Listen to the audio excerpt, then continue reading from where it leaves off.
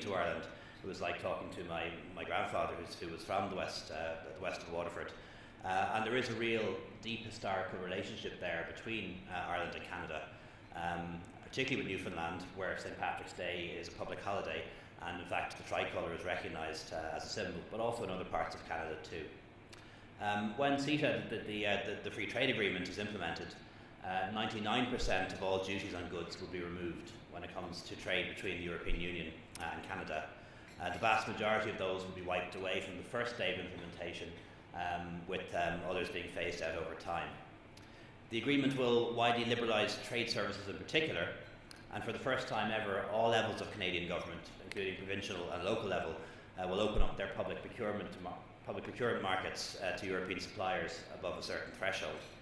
And I think that presents a real opportunity for ambitious export-orientated trading Irish companies.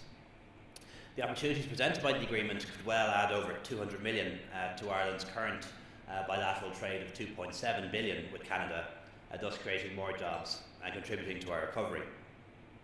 I look forward to listening to Paul speak later, who will be able to give a real insight into how the agreement will aid companies such as his in the services sector, where the majority of benefits are expected to be reached.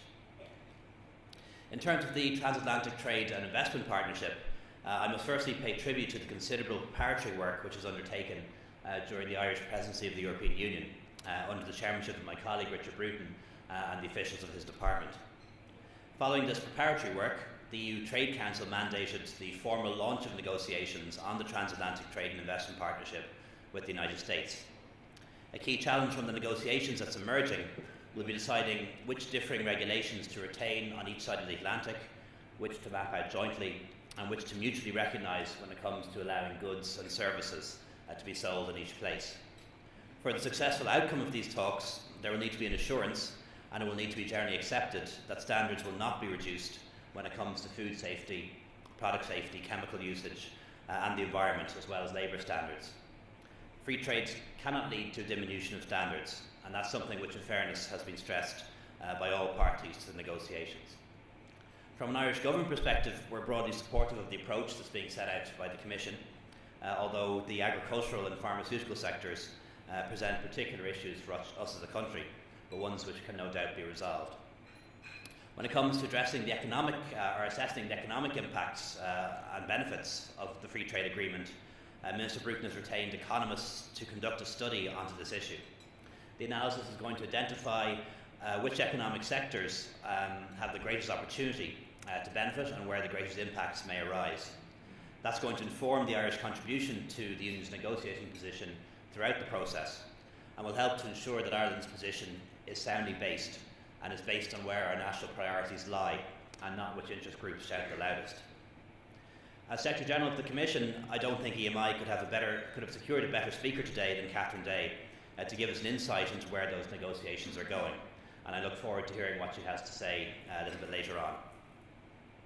Moving now to tourism, which I mentioned a little bit earlier. As I mentioned, it is an internationally traded product. It operates in a hugely competitive environment and is counted in our statistics as an export, or at least inbound tourism is. It's also inherently linked to aviation, to the ports and to the transport sectors, as tourists by definition must travel. At the influential Dublin Economic Workshop gathering of Ireland's top economists a few months ago, it was stated that the current government is the first government to really get tourism. I'd love to claim personal credit for all of this, but to do so would be untrue. Tourism was identified back in opposition as an area that could deliver real economic growth, and could do so across the country, not just in big cities and industrial estates, but also in rural areas and villages too. And the main plank of the Jobs Initiative brought in by Michael Noonan a few months after the government took office was to reduce the VAT rate to 7% for the tourism sector. That VAT reduction on tourism services in particular, as well as other initiatives such as the visa waiver programme, the liberalisation of our visa regime, things like the Wild Atlantic Way and the Gathering, have all assisted the industry to grow. And I'm confident that the government's decision to retain the 9% rate and to reduce the travel tax to zero as of last week will further assist this growth, and in many ways underpins the way in which smart and well thought out reductions in taxation can drive domestic demand. I'm not going to bore you with statistics, but I'll really just give you two numbers to maybe think about. The first number is 135,700, and the second number is 7 million. Back in March, the CSO published the quarterly Household National Survey, and that shows us how many people are working in Ireland and which sectors they work in. At the end of 2010, there were 119,600 people working in the food and accommodation sector, which roughly translates to the food and hospitality industry. At the end of 2013, however, that had risen to 135,700. And if we look at 2010 again, which was our worst year in terms of inbound tourism in a long time, the number of overseas visits to Ireland had dropped to just under 6 million. We just about missed the 7 million mark this year. So in 3 years, at a time when the wind was very much in our face and not at our back, there are 16,000 more people working in the hospitality sector, and we've had almost 1 million more visitors visiting Ireland in 2013 as against 2010. Naturally, expectations are high and indications are very positive for 2014, and I share the enthusiasm of the industry in that regard. It's our ambition to grow tourism by a further 4% in 2014, and again, to give you that in numbers, that's bringing an extra 280,000 visitors to the country. A very good example of trading our way back to recovery. Given the transatlantic flavour of today's event, I should also draw attention to the fact that 2013 was the best year ever for visitors from North America, and we see the profile of visitors from North America changing a lot. Increasingly, it's not people of Irish heritage. 60% of people who come to Ireland from North America have no Irish heritage, and increasingly it's people from Western Canada, from California and the southern states of America, rather than the traditional markets in the Northeast. As I mentioned earlier, our air access with Canada and with the United States has improved dramatically. You'll be aware that we have direct flights back to San Francisco again, direct flights to Washington, to Charlotte, all of which had been lost during the recession. Air Canada and Aer Lingus have announced that commencing this year, there'll be year-round services between Dublin and Toronto. And Air Canada Rouge will commence a year-round service starting on the 1st of May. Aer Lingus also commences direct year-round services this month. There's a daily direct Boeing 757 service between Dublin and Toronto, and that will operate during the summer season with up to 4 weekly services operating during the winter. Significantly, WestJet has announced that Dublin will be their first transatlantic destination, with seasonal daily services to St. John's in Newfoundland and then on to Toronto from Dublin, running from June to October. There'll also be daily non-stop flights between Ottawa and St. John's, connecting to Dublin over the summer period. So there's a real improvement in air access with the Atlantic provinces of Canada and also the capital, Ottawa. However, while we've had an impressive short-term gains in tourism, we must ensure that that growth is sustainable and identify the support those opportunities that have the greatest potential. And that's why we're reviewing our tourism policy. And the idea of that policy review is really to set out a 20-year vision for the sector. And all stakeholders have been asked to contribute to that, and we hope to publish a draft in the next 2 months or so. Moving on to land transport, one of the areas where we made a lot of progress, I think, in the Celtic Tiger years is the improvement in our transport infrastructure, and particularly our national roads and motorways. We're unlikely to see the scale of that investment repeated again, but with reduced resources, we're tackling the few remaining traffic bottlenecks in the country and looking to see how public transport can be consolidated and improved. Intertrade Ireland's most recent report highlighted that after energy costs, transport costs were among the most significant areas of increased cost to business. Much like energy costs, there are aspects of transport costs that are outside our control. We can't influence the price of fuel, nor international shipping charges, but we can work to have an efficient transport system, and I use that in the broadest possible sense.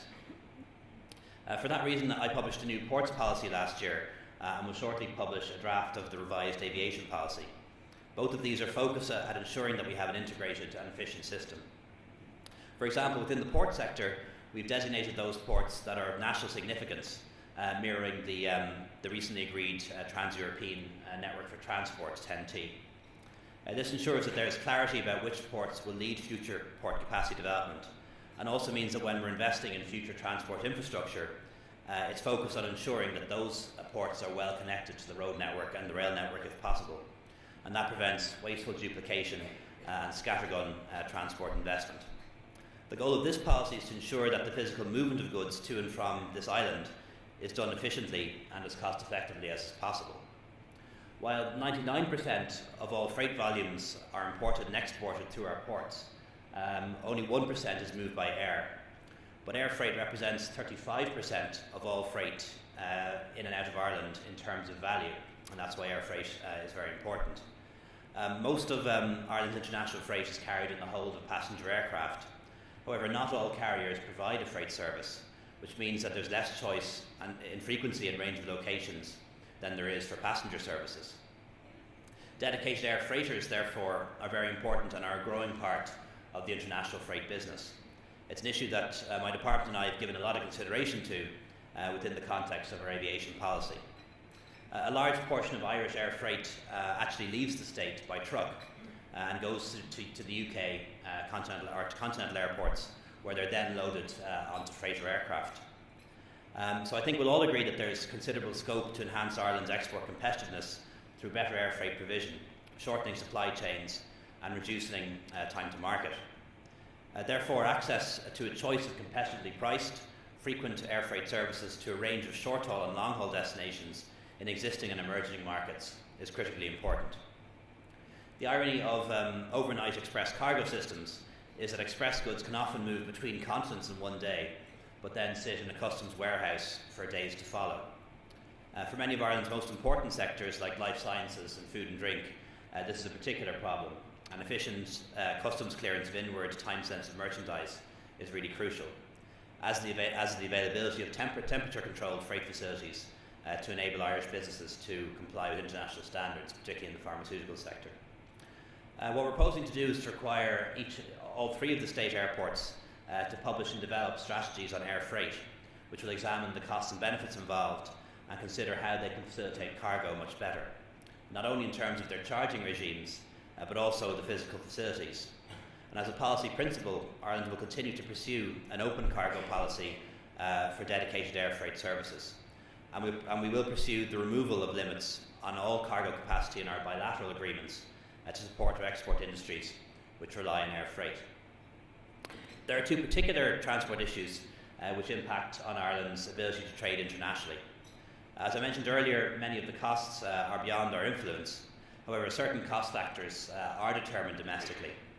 While Ireland performs relatively well in time taken to comply with official procedures for importing and exporting, it's more expensive to do so in Ireland than in the euro area as a whole.